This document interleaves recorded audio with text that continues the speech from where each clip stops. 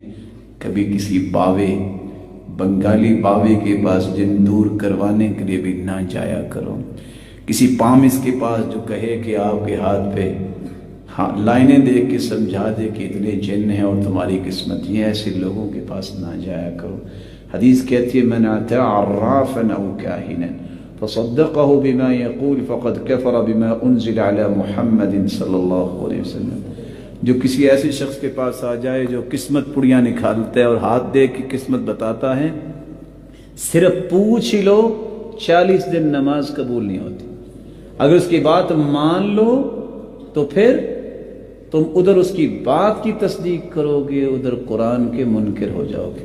بعض لوگوں کو اللہ نے بڑی ہمت دی ہوتی ہے۔ ہمارے ایک ساتھی تھے، آج کل پاکستان میں نہیں ہے، وہ بیٹھے ہوتے نا فٹ پاتھ پہ، اگر اتنا یہ قسمت بتانے والا ہوتا تو خود فٹ پاتھ پہ بیٹھا ہوتا، یہ طوطے لے کے یہ قسمت بتانے والا ہے۔ اس کی اتفاق سے پہلے 2 شادیاں تھیں۔ وہ کہتا جی حضرت ذرا دیکھیے گا، بڑی کوشش کی ہے، والدین بھی پریشان ہیں، میں بھی پریشان، میری شادی نہیں ہو رہی۔ تو اس نے دیکھ دو کہ کہا کہ ابھی 7 سال نہیں ہوگے، اس نے 1 لگائی اسے، اس نے کہ پہلے 2 سنبھالی نہیں جاتی، کہتا 7 سال نہیں ہوگے۔ پھر اس نے کہا کہ آپ بڑی قسمت جانتے ہو تو میں ایک بات آپ سے پوچھوں گا، آپ یہ بتاؤ کہ میں ابھی ایک تھپڑ آپ کو ماروں گا کہ نہیں ماروں گا؟